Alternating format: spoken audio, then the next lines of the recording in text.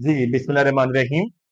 मेरा नाम सैयद शुएब नकवी और आज के इस लेक्चर के अंदर हम करेंगे डायनामिक्स के एक्स्ट्रा लेवल के क्वेश्चंस और एमसीक्यूज। आज के इस लेक्चर के अंदर तो एमसीक्यूज करेंगे और जो हमारा सेकंड लेक्चर होगा उसके अंदर हम डायनामिक्स के क्वेश्चंस कर रहे होंगे। ठीक है जी। तो बच्चों, अगर आपने डायनामिक्स पर आप आए हैं, अगर आप चाहें तो हमारे काइनेमेटिक्स के लेक्चर जिसके अंदर एक्सप्लोरर लेवल था, चैलेंजर था, मास्टर लेवल था, हमने तीन हिस्सों में डिवाइड किया है और इसी तरीके से मेजरमेंट चैप्टर के ये आप देख सकते हैं, तो वो आपके लिए बहुत ज्यादा हेल्पफुल होंगे। और इसी तरीके से इस चैप्टर के डायनामिक्स के लिए हम एक्सप्लोरर लेवल करेंगे और फिर चैलेंजर लेवल करेंगे और फिर मास्टर लेवल करेंगे। चलो, बगैर किसी वक्त को जाया किए शुरू करते हैं। एमसीक्यू नंबर 1 के ऊपर आते हैं। एमसीक्यू नंबर 1 है कि the force that resists motion when the surface of one object come in contact with the surface of another object। एक ऐसी फोर्स जो कि मोशन को रेजिस्ट करती है, कब कि जब एक ऑब्जेक्ट कांटेक्ट में आए किसी दूसरे ऑब्जेक्ट के सरफेस, ऐसी फोर्स को क्या कहते हैं? तो बच्चों याद रखो, ऐसी मोशन, मान लो कि ये अगर एक अदद हमारे पास ऑब्जेक्ट है और इसके ऊपर कोई एक और ऑब्जेक्ट हम रखें और वो एक और ऑब्जेक्ट इसमें आगे की तरफ जाना चाहे, तो वो जब एक और ऑब्जेक्ट इसमें आगे की तरफ जाना चाहेगा तो यहां पर एक फोर्स लगेगी पीछे की तरफ। यहां पर एक फोर्स लग रही होगी जो किस तरफ लग रही होगी? पीछे की तरफ लग रही होगी। उसको हम कहते हैं फ्रिक्शनल फोर्स। फ्रिक्शनल फोर्स का काम क्या होता है? फ्रिक्शनल फोर्स ऑब्जेक्ट आगे की तरफ, यानी कोई ऑब्जेक्ट, अगर एक दो ऑब्जेक्ट एक दूसरे के ऊपर स्लाइड कर रहे होंगे ना, तो नीचे वाला ऑब्जेक्ट चाहेगा कि ऊपर वाला ऑब्जेक्ट आगे की तरफ ना बढ़े, तो नीचे वाला ऑब्जेक्ट उसके ऊपर एक पीछे का फोर्स लगाएगा और उस फोर्स को हम कहते हैं फ्रिक्शनल फोर्स। यानी एक तरीके की रेजिस्टिव फोर्स को जो कि ऑब्जेक्ट को स्लाइड करने से, मूव करने से रोके, उसको हम कहते हैं फ्रिक्शनल फोर्स। तो यहां पर जिस फोर्स के बारे में बात की जा रही है वो कौन सी फोर्स है? वो है हमारी फ्रिक्शनल फोर्स। इसकी डेफिनेशन होती है a force which resist relative motion. अगर मैं यहां लिख भी दूं तो इसकी डेफिनेशन होती है अ फोर्स विच रेजिस्ट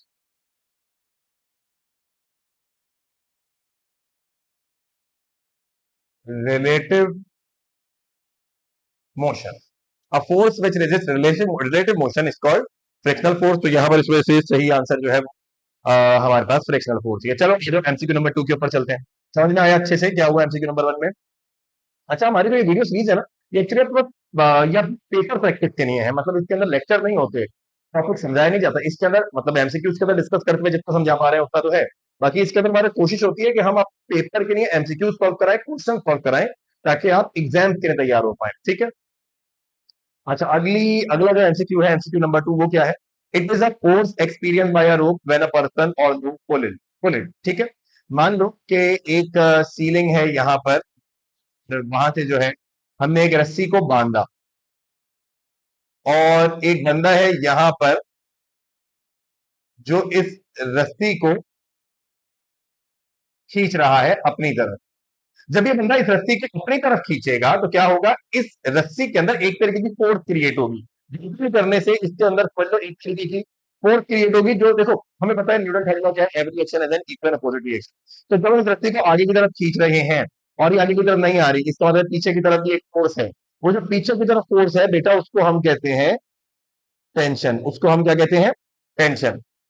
इसी तरीके से अगर किसी ऑब्जेक्ट को हम रस्सी से हैंग कर दें तो इस ऑब्जेक्ट का यकीनन कुछ ना कुछ मास होगा और उस मास से इस ऑब्जेक्ट का यकीनन नीचे की तरफ वेट होगा, W is equal to M जी।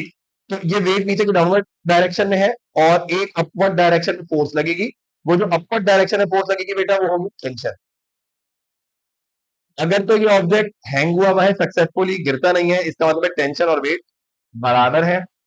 ऊपर की तरफ जा रहा हो तो टेंशन वेट से ज्यादा है और अगर नीचे की तरफ जा रहा हो तो वेट टेंशन से ज्यादा हो जाती है। तो बच्चों, इस वाले का करेक्ट आंसर है tension. Tension is the correct answer for this MCQ. ठीक है जी। एमसीक्यू नंबर 3 पर आए। तो एमसीक्यू नंबर 3 क्या है? Gravitational force is a, gravitational force कैसी है? कॉन्टेक्ट फोर्स है, नॉन कॉन्टेक्ट फोर्स है, दोनों है, रन ऑफ दी। तो बच्चों याद रखो, ग्रेविटेशनल फोर्स जो है वो एक नॉन कॉन्टैक्ट फोर्स है। ग्रेविटेशनल फोर्स क्या है? एक नॉन कॉन्टैक्ट फोर्स है। जैसे भी हमने टेंशन की बात, टेंशन में क्या था? ये देखो, टेंशन के अंदर क्या था कि हमारा ऑब्जेक्ट ये जो पर्सन है, ये पर्सन इस ऑब्जेक्ट को इस तरफ खींच रहा था, यानी कॉन्टेक्ट में आई हुई थी दो चीजें, तो फोर्स लग रही थी। जबकि ग्रेविटेशन में ऐसा थोड़ी है, मून और अर्थ कांटेक्ट में नहीं है, लेकिन फिर भी अर्थ की ग्रेविटेशनल फोर्स मून की जा रही है। अर्थ और मून कांटेक्ट में नहीं है, तब भी अर्थ मून को अट्रैक्ट कर पा रहा है, तो इससे साबित होता है कि ग्रेविटेशनल फोर्स कौन सी है, नॉन कांटेक्ट फोर्स है। ठीक है जी, आए आगे अगले एमसीक्यू पर। Electromagnetic force is dash than gravitational force, stronger, weaker, none of these, या बोथ ए एंड बी। तो इस एमसीक्यू करने से पहले मैं आपको एक बात बता दूं, देखो जो ग्रेविटेशनल फोर्स होती है ना बच्चों, ग्रेविटेशनल फोर्स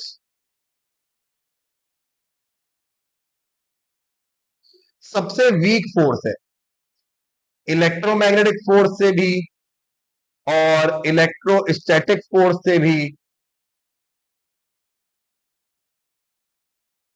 स्टैटिक, एक मिनट,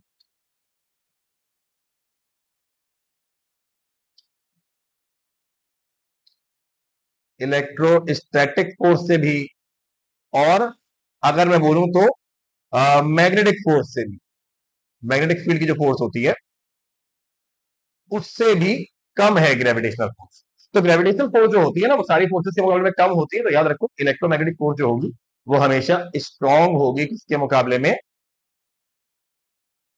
ग्रेविटेशनल फोर्स के मुकाबले में इलेक्ट्रोमैग्नेटिक फोर्स हमेशा स्ट्रांग होगी, कभी वीक नहीं हो सकती। ठीक, चले जी आए आगे। The property of a body to maintain its state of rest or motion, rest or uniform motion in a straight line is called, body के अंदर वो प्रॉपर्टी जिसके थ्रू वो अगर रेस्ट में है तो चाहे रेस्ट में ही रहे, मोशन में है तो चाहे मोशन में रहे, इसको हम क्या कहते हैं, फोर्स, इनर्शिया, वेलोसिटी, एक्सेलरेशन। तो बेटा इसको हम कहते हैं इनर्शिया, ये बॉडी की प्रॉपर्टी होती है। ठीक, अगले एमसीक्यू पर आओ।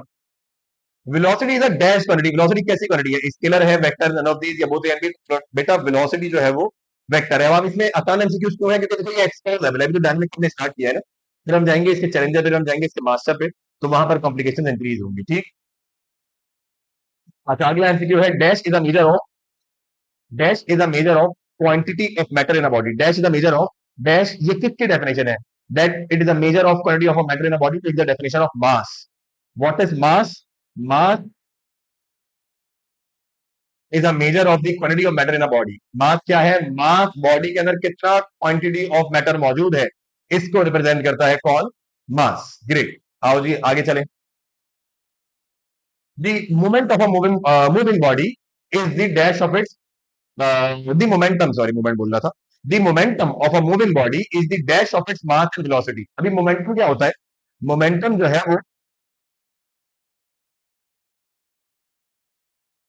प्रोडक्ट होता है किसका, मास और वेलोसिटी का। Momentum is a product of mass and velocity. Momentum को बेटा हम पी से रिप्रेजेंट करते हैं, फॉर्मूला है इसका मास इंटू वेलोसिटी, यूनिट होता है इसका न्यूटन सेकेंड, और ये एक वेक्टर क्वांटिटी है, और ये कैसी क्वांटिटी है, वेक्टर क्वांटिटी है। तो momentum of a moving body is the product of mass and velocity. कैसी बात समझ में आ रही है, that momentum is a momentum of a moving body is the product of its mass and velocity. Great, आगे चलें। कह रहे हैं when we kick a stone we get hurt, this is due to reaction, this is due to reaction. भाई Newton third law क्या कहता है, every action has an equal and opposite reaction, every action is an equal and opposite reaction. तो हर action का एक opposite reaction होता है। तो अगर आपने स्टोन पे हिट किया तो स्टोन ने भी आप पर रिएक्शन के तौर पर उतनी ही फोर्स लगाई होगी, इसमें से आपको भी चोट लगी, this is due to the reaction of a stone. आए जी आगे चलते हैं। Which of the following is a non contact force, इनमें कौन कौन सी नॉन कॉन्टैक्ट फोर्स है। देखो फ्रिक्शन जो है ना, ये तो आती कब है, जब दो बॉडीज के दरमियान में रिलेटिव मोशन, जब दो बॉडीज के दरमियान में रिलेटिव मोशन होती है, जब दो बॉडीज एक दूसरे कॉन्टैक्ट में आई हुई होती है, तब फ्रिक्शनल फोर्स इंट्रोड्यूस होती है। तो अभी तो फ्रिक्शनल फोर्स नहीं है। एयर रेजिस्टेंस को फेस करने के लिए भी ऑब्जेक्ट का एयर में मूव करना जरूरी है, तो एयर वो ऑब्जेक्ट कॉन्टैक्ट में होंगे तभी वो एयर रेजिस्टेंस फेस करेंगे। इलेक्ट्रोस्टैटिक फोर्स, हाँ जी इलेक्ट्रोस्टैटिक फोर्स होती है चार्जेस के बीच में, जैसे ये प्लस का चार्ज है और ये माइनस का चार्ज है। क्यू एक्चुअली चार्ज की रिप्रेजेंटेशन है, क्यू से हम चार्ज को रिप्रेजेंट करते हैं। तो प्लस चार्ज जो है इसकी इलेक्ट्रोस्टैटिक फोर्सेज जा रही होंगी माइनस चार्ज की तरफ, तो ये नॉन कॉन्टेक्ट फोर्स है। चार्जेस का कॉन्टेक्ट में मतलब ये नहीं है, अगर चार्जेस एक स्पेसिफिक डिस्टेंस पर भी है, डिस्टेंस को हम आर कहते हैं, अगर स्पेसिफिक डिस्टेंस पर भी है तब भी ये फोर्स एक्सपीरियंस करेगा। तो इलेक्ट्रोस्टैटिक फोर्स दूसरा क्या, टेंशन की कॉन्टेक्ट फोर्स है। तो which of the following is non contact force? Electrostatic force is a non contact force. Electrostatic force is a non contact force. Great, आ जाओ आगे चलते हैं। लुब्रिकेंट, लुब्रिकेंट कहते हैं किसी किस्म के ऑयल को, ठीक है, is usually introduced between two surfaces to decrease friction. The lubricant decrease temperature, act as ball bearing, prevent direct contact of the surface, providing rolling friction. इसका आंसर है prevent direct contact of the surface. अभी करता क्या है lubricant, actually में करता क्या है, देखो कोई भी कितना भी स्मूथ सरफेस हो ना, देखो जितना स्मूथ सरफेस होता है उतनी उससे फ्रिक्शन कम होती है, एक बात तो पहले ये समझ लो। लेकिन जितना भी स्मूथ सरफेस हो, बिल्कुल सीधा ही सरफेस क्यों ना हो, तब भी आप देखोगे कि उस सरफेस के ऊपर किसी ना किसी किस्म की थोड़ी बहुत इरेगुलरिटीज रहेंगी। अगर आप उसको माइक्रोस्कोप लगाकर देखेंगे तो आपको देखेंगे कि वो सरफेस बिल्कुल सीधा नहीं है, बट उसके अंदर इरेगुलरिटीज है, कहीं से थोड़ा सा ऊपर है, कहीं से थोड़ा सा नीचे है। तो जब उसके ऊपर हम ऑयल डाल देते हैं, तो ऑयल डाल देने से समझ लो ऊपर नीचे कहीं से हुआ होता है, उन जगहों पर ऑयल बैठ जाता है, उन जगहों पर ऑयल बैठ जाता है, और ऊपर एक सीधी ऑयल की लेयर आ जाती है। जहां पर इरेगुलरिटीज थी वहां पर ऑयल बैठ गया और ऊपर जो ऑयल की सीधी लेयर आ रही है, जिसकी वजह से फ्रिक्शन बहुत रिड्यूस हो जाती है, क्योंकि बिल्कुल स्मूथ सरफेस मिलता है। इसलिए हमने आंसर क्या लगाया, प्रिवेंट डायरेक्ट कॉन्टेक्ट। अब सरफेसेस का डायरेक्ट कॉन्टेक्ट नहीं हो रहा, सरफेस का कॉन्टेक्ट हो रहा है ऑयल के साथ, और ऑयल का कॉन्टेक्ट हो रहा है दूसरे सरफेस के साथ। तो ये करता क्या है, लुब्रिकेंट प्रिवेंट करता है दो सरफेसेस के डायरेक्ट कॉन्टेक्ट को। चलो जी, बेहतरीन हो गया, आगे चले। Inertia of a body depend upon its, inertia बेटा किस पर डिपेंड करता है, तो याद रखो इनर्शिया डिपेंड करता है मास पर। इनर्शिया किस पर डिपेंड करता है, इनर्शिया डिपेंड करता है मास पर। क्या मतलब हुआ, देखो फॉर एग्जांपल एक बहुत हैवी मास की बॉडी है, तो अगर वो रेस्ट में होगी तो उसको मोशन में लाना मुश्किल है, क्योंकि हम बोलेंगे इनर्शिया ज्यादा है, इसका मास बहुत ज्यादा है। और अगर कोई एक बहुत हैवी मास की बॉडी मोशन के स्टेट में, बड़ा सा ट्रक वो मोशन के स्टेट में हो, तो उसको रोकना बहुत मुश्किल है ना। उसको रोकना बहुत क्यों मुश्किल है, क्योंकि उसका मास बहुत ज्यादा है, वो मोशन के स्टेट में है, तो वो चाहेगा मोशन के स्टेट में ही रहे। तो इसलिए हम कहते हैं कि जो इनर्शिया है वो डिपेंड करता है किस पर, मास पर। इनर्शिया डिपेंड करेगा मास पर। अगला सवाल है, an astronaut is sitting in a rocket on the earth. एक एस्ट्रोनॉट है, वो एक रॉकेट में बैठा हुआ है, जो रॉकेट इस वक्त अर्थ पर है, which is ready to launch to moon. तो वो रॉकेट जा रहा है पर मून पर। When the astronaut reach the moon, जब वो एस्ट्रोनॉट मून पर पहुंचा, तो उसका वेट और उसका मास क्या हो जाएगा। चलो ऑप्शन है, क्या उसका वेट बढ़ जाएगा और मास सेम रहेगा। भाई मास तो सेम रहेगा, मास तो स्केलर क्वांटिटी है, डायरेक्शन डिपेंडेंट नहीं है, कहीं भी ले जाओ, मास तो सेम रहेगा, बट वेट बढ़ेगा नहीं। दूसरा ऑप्शन है वेट सेम रहेगा, नहीं ये तो हो ही नहीं सकता, क्योंकि वेट तो सेम रहेगा ही नहीं, वेट तो क्या हो जाएगा, चेंज हो जाएगा।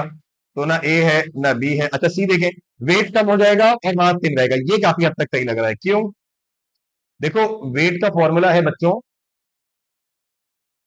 वेट का फॉर्मूला है एक्चुअली में W is equals to mg। अब जो ग्रेविटी ऑफ मून है ना, वो ग्रेविटी ऑफ अर्थ का 1/6 है। जो ग्रेविटी ऑफ मून है वो ग्रेविटी ऑफ अर्थ का 1/6 है, यानी तुम समझ लो ग्रेविटी ऑफ अर्थ का, ग्रेविटी ऑफ अर्थ को 6 से डिवाइड कर दो तो वैल्यू निकल कर आएगी, वो तकरीबन ग्रेविटी ऑफ मून होगी। तो क्योंकि ग्रेविटी की वैल्यू कम है, तो मान लो अगर मास यहाँ 40 केजी था और आपने उसको मल्टीप्लाई कराया 1 लाख से, 1.6 आती है अप्रोक्सीमेटली ना मून पर ग्रेविटी। जब आप मल्टीप्लाई करोगे तो कुछ आपको आंसर मिलेगा। और दूसरी तरफ जब वो अर्थ पर था तो ग्रेविटी थी 9.8, तो 9.8 को 40 से मल्टीप्लाई कराना बड़ा आंसर मिलेगा, या 40 को 1.6 से। तो ऑब्वियस है जो वेट अर्थ पर आया होगा वो यकीनन ज्यादा होगा जो वेट मून पर आया होगा। इसका मतलब मून पर जाकर वेट क्या हो जाएगा, डिक्रीज। या मास तो सेम ही रहेगा। देखो मास अर्थ पर भी 40 केजी था, मास मून पर भी 40 केजी है, तो the correct answer is option number C. So option number C is the correct answer. ये सवाल आपसे बहुत फ्रीक्वेंटली पूछते हैं, बहुत सारे पास पेपर में रिपीट भी होता है, तो इसको अच्छे से याद रखना कि वेट डिक्रीज हो जाएगा, मास सेम ही रहेगा, वेट डिक्रीज हो जाएगा, मास सेम ही रहेगा। बेहतरीन, आ जाओ आगे चलो। ठीक है जी, here we go on a MCQ number 14। Two different metallic plate slide over each other in machine. दो मेटेलिक प्लेट्स है जो एक दूसरे के ऊपर स्लाइड कर रही हैं। The material that will reduce the most friction between them is, कौन सा मटेरियल होगा जो ज्यादा फ्रिक्शन को रिड्यूस करेगा, ऑयल, वैक्स, सोप और वाटर। तो करेक्ट आंसर है ऑयल। क्यों, wax is a solid, soap is a solid, ये ज्यादा फ्रिक्शन को रिड्यूस नहीं करेंगे। वाटर का क्या है भाई, वाटर की एक तो ना विस्कोसिटी कम होती है, सबसे पहला मसला, तो ये ज्यादा फ्रिक्शन को कम नहीं कर सकता। दूसरा मसला वाटर का, वाटर इवेपोरेट हो जाता है। दूसरा मसला क्या है वाटर का, कि वाटर क्या हो जाता है, इवेपोरेट। तो वाटर इवेपोरेट हो जाएगा, फ्रिक्शन उतनी रह जाएगी। तो सबसे बेस्ट आंसर है ऑयल। पीछे भी हमने देखा कि सबसे बेस्ट आंसर क्या था, ऑयल। तो यहां भी सबसे बेस्ट आंसर क्या है, ऑयल। ग्रेट, चलो जी आगे चलते हैं अगले एमसीक्यू पर। When a smooth polished surface is made overly polished, the frictional force between contact surfaces will be, देखो एक होता है नॉर्मल पॉलिश करना,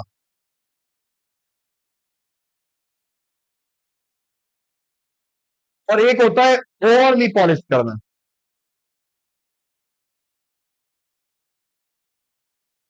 एक होता है ओवरली पॉलिश करना, एक होता है नॉर्मल पॉलिश करना। देखो नॉर्मल पॉलिश से तो फ्रिक्शन कम होती है, बट ओवरली पॉलिश करने से फ्रिक्शन बढ़ जाती है। क्यों? जब आप ओवरली पॉलिश करेंगे तो जो एक्चुअल सरफेस है वो आपके दूसरे ऑब्जेक्ट पे एक्सपोज हो जाएगा। जो एक्चुअल आपने इतना रगड़ा इतना रगड़ा इतना रगड़ा पॉलिश करने के चक्कर में, तो जो एक्चुअल सरफेस था वो आपके दूसरे सरफेस पे एक्सपोज हो गया। अब जब दूसरे सरफेस पे बैठा तो कहीं इरेगुलरिटीज रही होगी, इरेगुलरिटीज समझ लो कहीं से नीचे रहा होगा, कहीं से ऊपर रहा होगा, तो वो बैठा तो ग्रिप बन गई और फ्रिक्शन जो है वहां पर बढ़ गई कम होने के बजाय। तो नॉर्मल पॉलिश से भी फ्रिक्शन कम होती है, ओवरली पॉलिश करोगे बहुत लगेगी तो फ्रिक्शन बढ़ जाएगी। बात आ रही है क्या समझ में? बेहतरीन। So correct answer is increase. Overly polish करने से फ्रिक्शन बढ़ जाती है, नॉर्मल पॉलिश से फ्रिक्शन कम होती है। The product of force end moment arm of the force, the product of force end moment arm. देखो बेटा मोमेंट आर्म क्या होता है, मानो ये एक नट है और इस नट को तुम एक पाने से खोल रहे हो, पाना समझते हो, स्पैनर कह लो या पाना कह लो, और तुम मान लो फोर्स जो है तुम फोर्स इस तरफ लगा रहे हो, इस तरफ तुम फोर्स लगा रहे हो और यहां से लेकर जहां से ये घूम रहा है इस डिस्टेंस को हम कहते हैं आर, यानी कि मोमेंट आर्म, इसको हम कहते हैं मोमेंट आर्म। ठीक है, तो इन दोनों का प्रोडक्ट यानी फोर्स और मोमेंट आर्म का जो प्रोडक्ट होता है वो रिप्रेजेंट करता है टॉर्क को। किसको रिप्रेजेंट करता है? फोर्स इनटू मोमेंट आर्म का प्रोडक्ट रिप्रेजेंट करता है टॉर्क को। तो correct answer is torque. Correct answer क्या है? करेक्ट आंसर है हमारे पास टॉर्क। क्या बात समझ में आ रही? आगे चलें अगले एमसीक्यू पर। तो एमसीक्यू नंबर 17 क्या है? The moon revolves around the earth due to the gravitational force. जो मून है वो अर्थ के सराउंडिंग में घूमता है due to the gravitational force exerted on the moon, क्योंकि ग्रेविटेशनल फोर्स लग रही होती है मून। किसकी तरफ से? सन लगा रहा होता है वो ग्रेविटेशनल फोर्स, अर्थ लगा रही होती है, स्पेस लगा रहा होता है, सन नहीं। अरे भाई अगर अर्थ की सराउंडिंग में घूम रहा है मून, तो जो ग्रेविटेशनल फोर्स लग रही होगी वो कौन लगा रहा होगा? वो यकीनन अर्थ ही तो लगा रही होगी। ग्रेविटेशनल फोर्स कौन लगा रहा होगा यहाँ पर?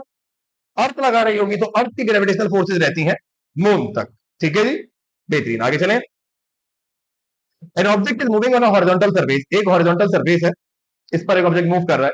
The force exerted by the horizontal surface that opposite the motion. वही मैं रही कि जब ऑब्जेक्ट इस पर मूव करने की कोशिश कर रहा है, तो वो कौन सी फोर्स होगी जो इस ऑब्जेक्ट को आगे की तरफ मूव करने से रोक रही होगी?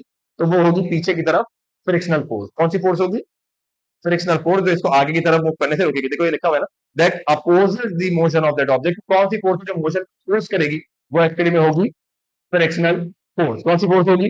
Frictional force. ग्रेट, आगे चलें।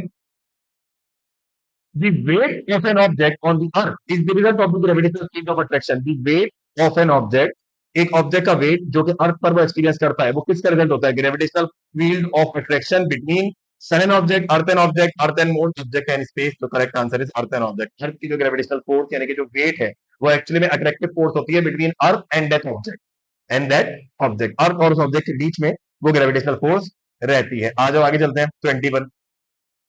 Planet revolve around the sun due to, planet जो सन की सराउंडिंग में रिवॉल्व करते हैं वो फ्रिक्शनल फोर्स की वजह से करते हैं, cohesive, electrostatic. The correct answer is वो सन की ग्रेविटेशनल फोर्स की वजह से करते हैं। किसकी वजह से करते हैं? सन की ग्रेविटेशनल फोर्स की वजह से करते हैं। तो जो ग्रेविटेशनल फोर्स रहती है सन की दूसरे प्लैनेट पर, उसी की वजह से दूसरे प्लैनेट सन की सराउंडिंग में घूम रहे होते हैं। ग्रेट, आगे चले। Forces always act in two ways, it act an equal in opposite ways. यानी फोर्सेस हमेशा दो डायरेक्शन में लगती है, एक इक्वल डायरेक्शन में और एक अपोजिट, मतलब एक equal in magnitude and opposite in direction. Which of the following law represent the above statement? This statement is represent by Newton third law. This statement is expressed by Newton's third law that every action has an equal and opposite reaction. Every action has an equal and opposite reaction. So B is the correct answer. Newton's third law. आगे चलें। A swimmer pushes water backward with hands, and the motion of the swimmer in the forward direction is an application of, एक swimmer है, मान लो यहाँ बहुत सारा पानी है,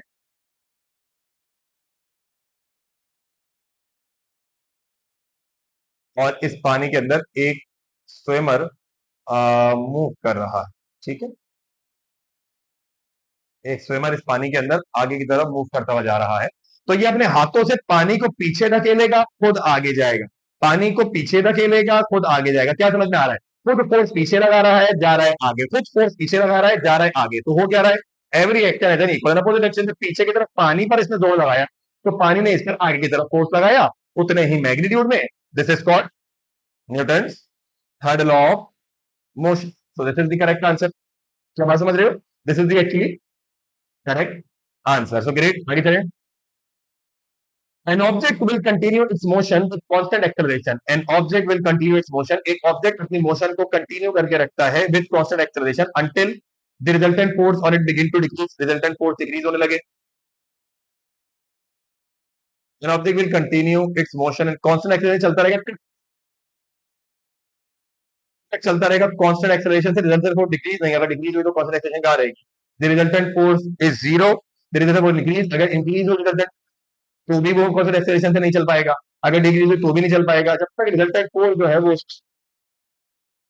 अच्छा, अगर रिजल्टेंट फोर्स जीरो हो तो हम कहते हैं अगर रिजल्टेंट फोर्स जीरो है तो रिजल्टेंट फोर्स का काम है एक्सेलरेशन प्रोड्यूस करना। अगर रिजल्टेंट फोर्स जीरो होगी तो फिर तो एक्सेलरेशन क्या हो जाएगी? जीरो होगी। Resultant force is at right angle to its tangential velocity. अच्छा, ये इसका मतलब क्या है? इसका मतलब ये है कि अगर एक ऑब्जेक्ट फॉर एग्जाम्पल की सर्कुलर पाथ पर है और वो यहाँ से ऐसे आगे मूव कर रहा है तो इसकी टेंजेंशियल वेलोसिटी का ग्राफ ऐसे बनेगा, और और जो रिजल्टेंट फोर्स होगी वो कह रहे हैं ऐसे लग रही हो, तो ये भी नहीं हो सकता। तो ये भी नहीं होगा, रिजल्टेंट फोर्स ऐसे लग रही हो और ये आगे। An object will continue its motion with constant acceleration until. Object कब तक मूव करता रहेगा? जब तक उस पर,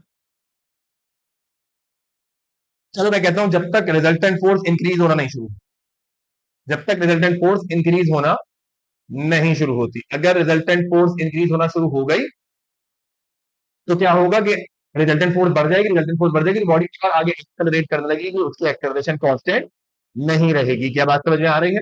चलें जी, आए आ गया है MCQ number 24। Conservation of linear momentum is an equivalent to Newton third law of motion. क्यों भाई? कंजर्वेशन ऑफ लीनियर मोमेंटम के अंदर हम कहते हैं कि फॉर एग्जांपल एक बॉडी ऑफ मास m1 है और एक बॉडी ऑफ मास m2 है। m1 फोर्स लगाती है m2 पर, m2 फोर्स लगाती है किस पर? m1 पर। m1 ने फोर्स लगाई m2 पर, m2 ने फोर्स लगाई m1 पर। तो मान लो ये बॉडी 1 है, ये बॉडी 2 है। तो जब बॉडी 1 बॉडी 2 पर फोर्स लगाएगी, ये F12 का मतलब है बॉडी 1 ने बॉडी 2 पर फोर्स लगाई, तो बॉडी 2 भी बॉडी 1 पे फोर्स लगाएगी, लेकिन जो डायरेक्शन होगी इसकी वो अपोजिट होगी। जो डायरेक्शन होगी इसकी वो कैसी होगी? अपोजिट। कि F12 ने F21 पे फोर्स लगाई, लेकिन डायरेक्शन कैसी रही? अपोजिट। ये स्टेटमेंट में मिलती है न्यूटन थर्ड लॉ से। Every action is an equal and opposite reaction. F12 ने फोर्स लगाई तो F21 भी फोर्स लगाएगा, लेकिन डायरेक्शन कैसी होगी? डायरेक्शन होगी बेटा अपोजिट। बात समझ में आ रही है? चलो आओ अगले एमसीक्यू पे चले। अगला एमसीक्यू है head to tail rule use to add any number of vectors. Any number of forces add की जा सकती हैं हेड टू टेल रूल से, ठीक है, कोई स्पेसिफिक बाउंडेशन नहीं। A point where the whole weight of a body act vertically downward. एक ऐसा पॉइंट जैसे बॉडी का सारा वेट वर्टिकली डाउनवर्ड एक्ट करता है उसको हम कहते हैं सेंटर ऑफ ग्रेविटी। क्या कहते हैं बच्चों? Centre of gravity. एक ऐसा पॉइंट जहां से बॉडी का सारा वेट डाउनवर्ड एक्ट करता है उसको हम कहते हैं सेंटर ऑफ ग्रेविटी। ग्रेट, आगे चलें। Which of the following correctly describe the direction of gravitational field at a point? It is parallel to the object that creates field. It is perpendicular to the object that creates field. It always point away from the object that creates field. It always point toward object that creates field. देखो अगर अर्थ है, जब अर्थ gravitational field create कर रही है तो उस gravitational field की डायरेक्शन किस तरफ है? उस ग्रेविटेशनल फील्ड की डायरेक्शन अर्थ की तरफ ही तो है। उस ग्रेविटेशनल फील्ड की डायरेक्शन किस तरफ है? उस ग्रेविटेशनल फील्ड की डायरेक्शन अर्थ की तरफ ही है, ठीक। तो याद रखो it always point toward the object that create field. तो जब भी कोई ऑब्जेक्ट ग्रेविटेशनल किसी भी किस्म की फील्ड क्रिएट करता है तो उस फील्ड की डायरेक्शन टुवर्ड दैट ऑब्जेक्ट ही होती है, उस फील्ड की डायरेक्शन टुवर्ड दैट ऑब्जेक्ट ही होती है। In uniform circular motion the speed of N object is in uniform circular motion in uniform circular motion the speed of N object is continuously increasing, continuously decreasing,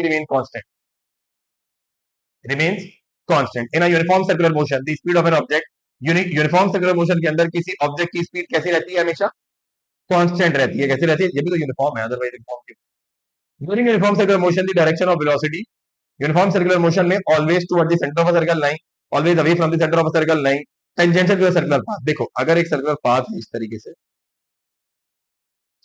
अगर एक circular path है इस तरीके से और इस सर्कुलर पाथ के ऊपर एक ऑब्जेक्ट मूव कर रहा है, मान लो यहां पर एक और ऑब्जेक्ट, तो इस ऑब्जेक्ट की जो वेलोसिटी का टेंजेंट बनेगा वो ऐसा बनेगा, यानी वेलोसिटी की जो डायरेक्शन होगी ना वो ऐसी होगी। आपको बोले सर वो तो हमने पढ़ा था टुवर्ड द सेंटर होती है, तो बेटा वो सेंट्रिपिटल फोर्स होती है। टुवर्ड द सेंटर जो है वो तो होती है सेंट्रिपिटल फोर्स। तो हमसे फोर्स थोड़ी पूछी है, हमसे तो वेलोसिटी पूछी है, वेलोसिटी की डायरेक्शन। तो वेलोसिटी की डायरेक्शन होगी टेंजेंट। अच्छा टेंजेंट अगर किसी को बताओ टेंजेंट क्या होता है, कि अगर कोई सर्कुलर पाथ है तो आप एक लाइन बनाए और वो लाइन सर्कल को एक पॉइंट से टच करती हुई जाए तो वो कहलाती है टेंजेंट। अगर वो लाइन सर्कल को किसी एक पॉइंट से टच करती हुई जाए तो वो क्या कहलाती है? टेंजेंट। ठीक है, एक पॉइंट से टच करती हुई जाएगी तो क्या कहलाएगी? टेंजेंट। ये सारे मैंने क्या बनाए? ये सारे मैंने टेंजेंट बनाए। ठीक है, तो tangential to a circular path, this is the correct answer. ठीक है जी, आगे चलें। Which of the following is an example of uniform circular motion? इनमें से कौन सी एग्जांपल है यूनिफॉर्म सर्कुलर मोशन की? Car moving on a straight road with constant speed, straight road पे मूव कर रही है तो यूनिफॉर्म सर्कुलर कैसे हुई? और satellite moving on a circular orbit, यही है, चेक कर लेते हैं बाकी ऑप्शन भी। और फ्री फॉलिंग ऑब्जेक्ट, क्योंकि फ्री फॉलिंग ऑब्जेक्ट तो लीनियर मोशन में होता है, सर्कुलर मोशन में होता ही नहीं है। अ cyclist slowing down on a road, ये भी लीनियर मोशन में है, तो यही है, ये भी नहीं है। A satellite moving on a circular orbit around the earth, एक सैटेलाइट जो कि सर्कुलर ऑर्बिट में रिवॉल्व कर रही है अर्थ की सराउंडिंग में, this is a uniform circular motion example. तो well done, you have completed the dynamics extra level MCQ.